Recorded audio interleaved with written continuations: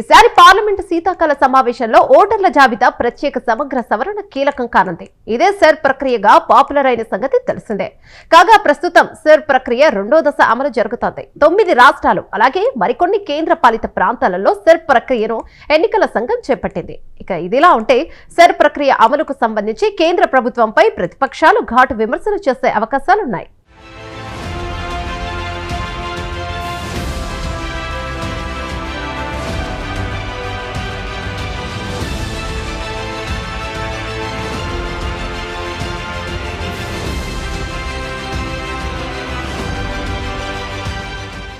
December 1 నుంచి ప్రారంభం కానున్న పార్లమెంటు శీతాకాల సమావేశాల్లో ఎన్డీఏ ప్రభుత్వాన్ని ఇరుకున పెట్టడానికి ప్రతిపక్షాలు ఆయుధాలతో సన్నద్ధమయ్యాయి. ఇందులో ప్రధానమైంది ఓటర్ల జాబితా ప్రత్యేక సమగ్ర సవరణ. సర్ ప్రక్రియగా ప్రస్తుతం రాజకీయ వర్గాల్లో ఇది పాపులర్ అయింది. కేంద్రంలోని ఎన్డీఏ సర్కార్పై రాజకీయంగా విమర్శలు చేయడానికి సర్ ప్రక్రియను ప్రతిపక్షాలు ఎంచుకున్నాయి. కాగా ప్రస్తుతం సర్ ప్రక్రియ రెండో దశ అమలు జరుగుతోంది.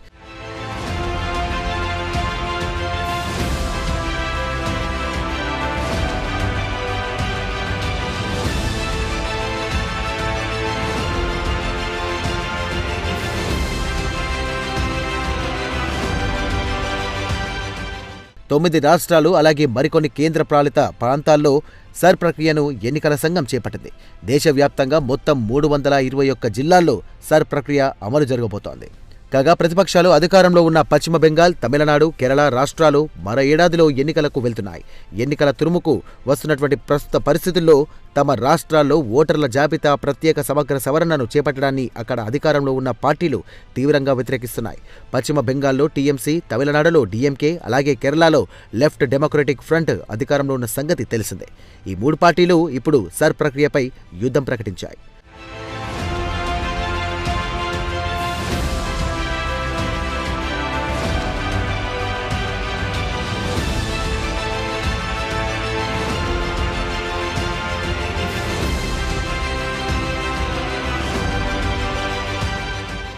కాగా అణు ఇంధన బిల్లు కూడా ఈసారి పార్లమెంటు శీతాకాల సమావేశాల్లో కీలకం కానుంది. ఈ బిల్లు ద్వారా అణు విద్యుత్ ఉత్పత్తి రంగంలోకి ప్రైవేటు, ప్రభుత్వేతర సంస్థలకు కేంద్ర ప్రభుత్వం తలుపులు తెరుస్తోంది.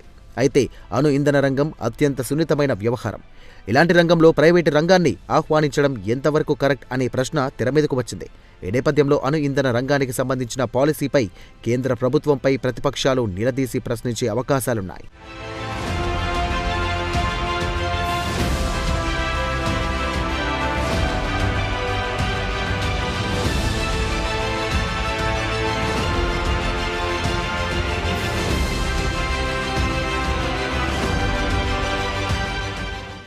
అలాగే హయ్యర్ ఎడ్యుకేషనల్ బిల్లు కూడా ఈసారి సమావేశాల్లో దుమారం రేపే సూచనలు స్పష్టంగా కనిపిస్తున్నాయి.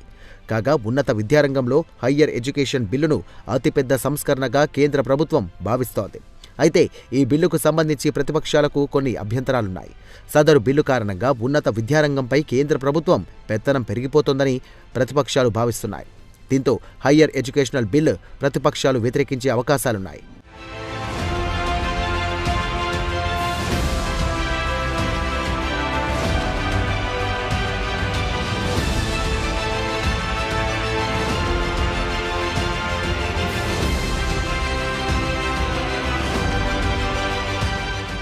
సెక్యూరిటీస్ మార్కెట్స్ కోడ్ బిల్లు కేంద్ర ప్రభుత్వం ప్రవేశపెట్టబోతున్న మరో బిల్లు ఇది. ఇప్పుడున్న సెబీ, డిపాజిటర్స్, సెక్యూరిటీ కాంట్రాక్ట్ చట్టాలలోని నిబంధనలను విలీనం చేసి తీసుకురాబోతున్న ఏకీకృత కోడ్ బిల్లుయే సదరు సెక్యూరిటీస్ మార్కెట్స్ కోడ్ బిల్లు. అయితే ఈ బిల్లు చట్టమైతే అధికారాలన్నీ సెబీ చేతుల్లోకి వెళ్తాయని ప్రతిపక్షాలు ఆందోళన వ్యక్తం చేస్తున్నాయి.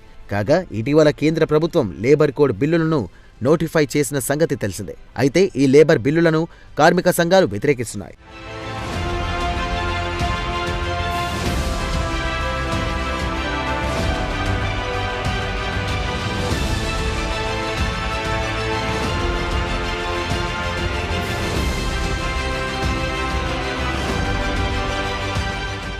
ఈ నేపథ్యంలో లేబర్ కోడ్ బిల్లులపై కూడా చర్చ ప్రతిపక్షాలు పట్టుబడే అవకాశాలున్నాయి.